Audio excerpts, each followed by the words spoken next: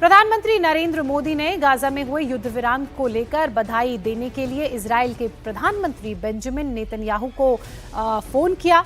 PM Modi का phone receive करने के लिए नेतन्याहू ने अपनी कैबिनेट की मीटिंग को कुछ देर के लिए रोक दिया। इजरायली अखबार टाइम्स ऑफ इजराइल ने दावा किया है, जब प्रधानमंत्री नरेंद्र मोदी ने बेंजामिन नेतन्याहू को फोन किया तो उस वक्त नेतन्याहू गाजा को लेकर सिक्योरिटी पर कैबिनेट की मीटिंग कर रहे थे। ऐसे में नेतन्याहू ने मीटिंग को बीच में रोककर प्रधानमंत्री नरेंद्र मोदी का फोन रिसीव किया और उनसे बात की।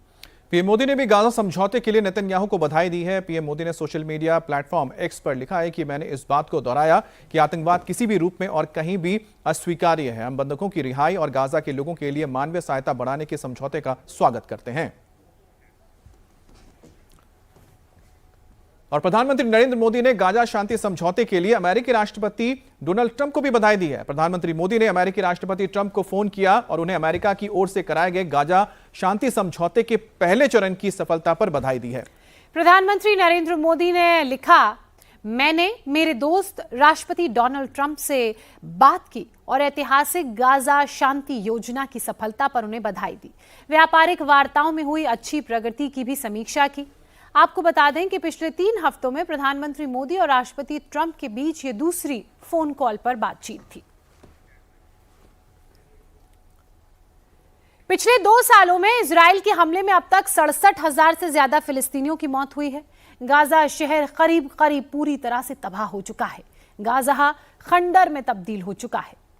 दरअसल इस जंग की शुरुआत 7 अक्टूबर 2023 को हुआ था, जब हमास के आतंकियों ने इजराइल पर हमला किया था, जिसमें 1200 से ज्यादा इजरायली मारे गए थे और करीब 250 के करीब इजरायलियों को इन्होंने बंधक बना लिया था हमास के आतंकवादियों ने। इसके बाद से इजराइल ने हमास के खात्मे के लिए कसम खाई थी और उसके बाद से स्वॉर्ड ऑफ आयरन करके एक ऑपरेशन शुरू किया था।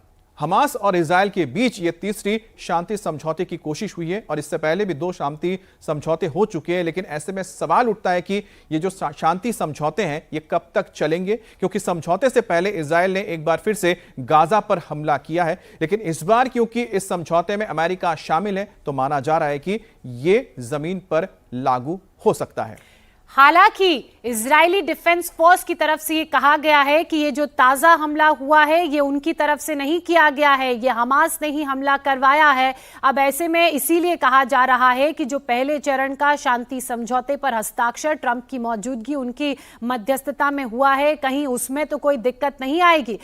इस जंग को 2 साल बीत चुके हैं। 7 अक्टूबर 2023 को जंग की शुरुआत हुई थी। उसके बाद से हमने देखा कि हमास के आतंकियों ने इजराइल पर पहले अटैक किया, जिसके जवाब में 1200 इजरायली मारे गए, करीब 250 इजरायलियों को हमास ने बंधक भी बनाया और इजरायली डिफेंस फोर्स ने इसका मुंहतोड़ जवाब भी दिया। लगातार ये हमले दोनों ही तरफ से एक दूसरे पर हो रहे थे और ऐसे में 3 बार मध्यस्थता की, शांति समझौते की कोशिश हुई। ये जो तीसरा शांति समझौता है इसकी डोनाल्ड ट्रंप ने मध्यस्थता की, मीडिएटर की उन्होंने भूमिका निभाई और जो समझौते पर हस्ताक्षर दोनों तरफ से हो गए हैं। अब ये माना जा रहा है कि पहले चरण में, तीसरे इस शांति समझौते में जो बंधक बनाए गए हैं हमास की तरफ से फिलिस्तीन के लोग, उन्हें छोड़ा जाएगा, जिसमें कुछ दिनों का वक्त लगेगा।